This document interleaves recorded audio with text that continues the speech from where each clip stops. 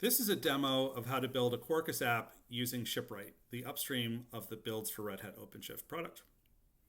My name is Adam Kaplan. I'm an engineer at Red Hat, and I'm one of the maintainers of the Shipwright project.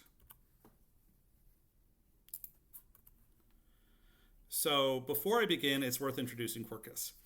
If you are a Java developer and haven't heard of Quarkus before and are deploying things in a containerized environment, I highly recommend you check it out. It is container first, supersonic, subatomic JVM that supports contemporary patterns for things like microservices, reactive programming, and is very friendly for anything that is containerized, such as Podman, Docker, or Kubernetes. To build a Quarkus app, usually, especially in a containerized environment, you need to do three things. First, you need to build the application with usually Maven, and there's a Quarkus plugin that handles a lot of the important stuff for you. Next, we need to build the image, and that is done with a generated Docker file that's coming out of those Quarkus plugins. And lastly, we need to push the image to a registry, because if you can't push it to the registry, you can't then use it. Now, to speed things up, what I'm going to do in this demo is add caching to the image build pipeline. And the reason that you need a cache is because things in a build process are often downloading things from some kind of resource, whether that's a container registry, Maven Central, if you're using Node.js, you're familiar with NPM.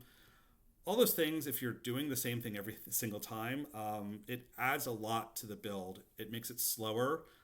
You need more compute just to download the stuff. You're going to be ingressing traffic, and depending on your cloud provider, that's going to cost money.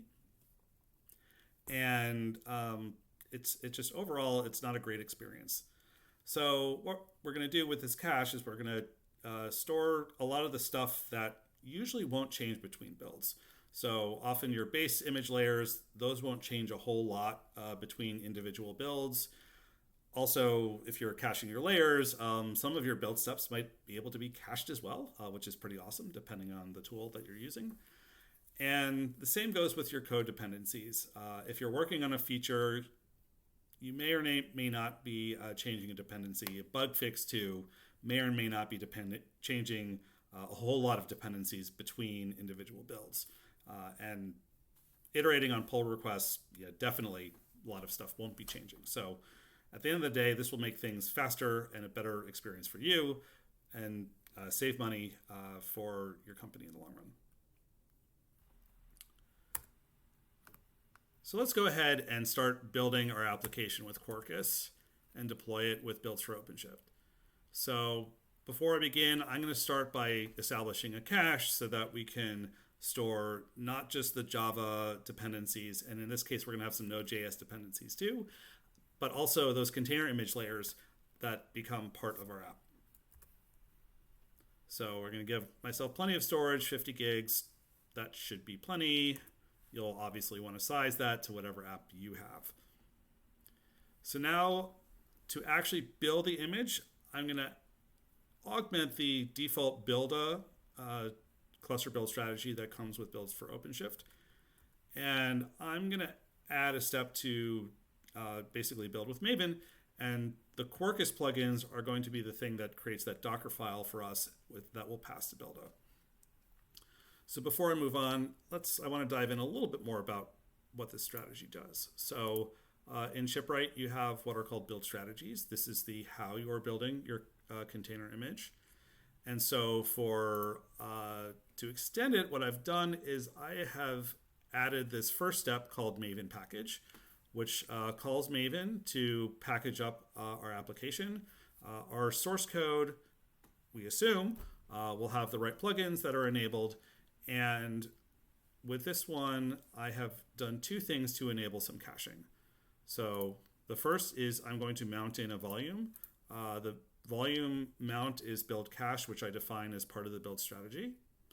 And let me collapse things a bit so you can see that.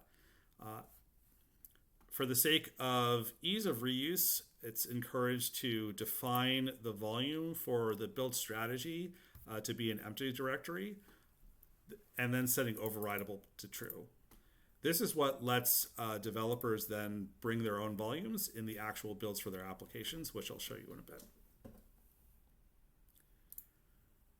So once we have that cache set up, we have the volume mount, we mount it in, and so I am mounting it in this absolute path within the build environment called build cache. And on the volume, I am defining the subpath within a cache app to put all of my application dependencies. So this is where I am putting my Maven dependencies in this .m2 directory, which Maven will create for us if it doesn't exist. And for this quinoa thing, which is part of this application, it has its own cache, mainly for Node.js dependencies. And so I'm giving it its own directory within there as well, called .quinoa. That way these things don't intermix and don't conflict with each other. Then for the next step to build and push, where I'm kind of collapsing those two together, I am using the buildah container image on Quay. And as part of the build, I am again mounting in that build cache volume. And I am mounting in a separate directory on that, cache containers, into this directory varlib containers. And this is a special directory for buildah. This is where buildah stores all of the container images, layers I should say, when it builds applications. And so you need to have something that it can read and write from. This is where it comes from, and this will let us cache everything that we use as part of our build and then reuse it later on.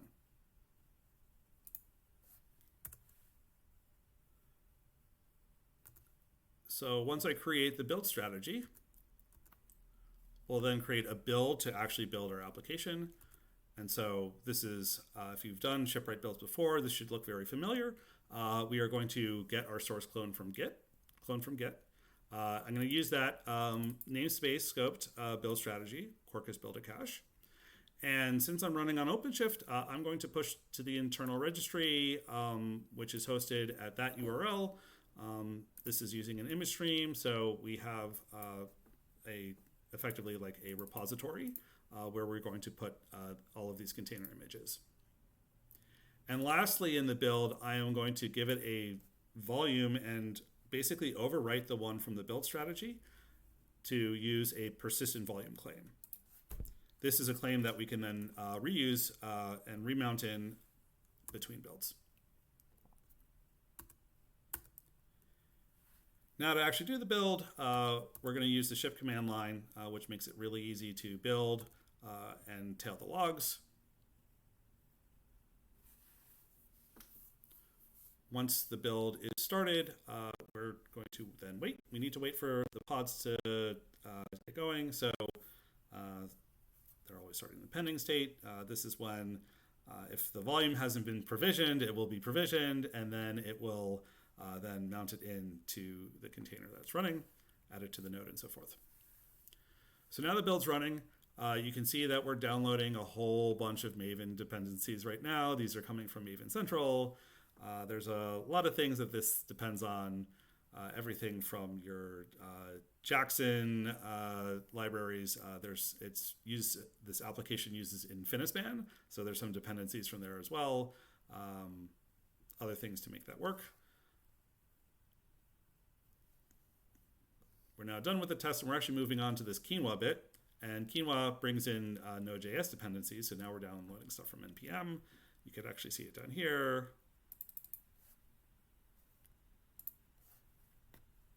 And so then we have to wait for that to complete before we finally start building. Now you can see we're actually in the buildah build step. And so we're pulling our container image layers. We then do the execution, and then finally we're going to push to the registry. I'm now on the OpenShift console where you can see that we had our build. It completed, and it took a little over 2 minutes, almost 2 minutes and 10 seconds. So now I'm going to see if we can speed this up a bit on our second build. So I'm going to rerun it, same invocation, same commands, and now let's see how long this takes. Okay, you can see we're now running. We cloned the source, and you can already notice right away that we skipped a step. We didn't download anything from Maven Central. All of our dependencies were already there, so no work was done. And so we can continue moving on. A similar thing is happening here. It's already detecting that Node was installed, so we don't have to get Node. We don't have to get any of those Node modules. Those are already pre-cached. All we got to do is take those Node modules from the cache, put them in the right spot so that we can package it, deploy the application. And finally, we're on to the build step for buildah. And you can see this too is getting a little faster. On that first step, we didn't have to pull any container image layers. Those were already there. We may have, in fact, been able to skip a couple of those follow-up steps if those things look the same. And when you know we're done, this build took only about 1:13 seconds. We have cut off almost an entire minute from this build. If you like what you saw and want to learn more, there are plenty of resources available. We have Shipwright docs and blog posts on our project website, shipwright.io. If you are using OpenShift, Shipwright is now officially supported by adding the builds for OpenShift operator to your cluster. Docs are linked here on the slide and will be in the YouTube notes below. Lastly, we'd love you to come and join us upstream in our growing community. Everything you saw here is open source, and all the info you need is hosted on GitHub. You can also contact the community through our mailing list and our Slack channel. We are #Shipwright on the Kubernetes Slack instance. Thanks for watching. Hope you enjoy this, and look forward to more demos about Shipwright in the future.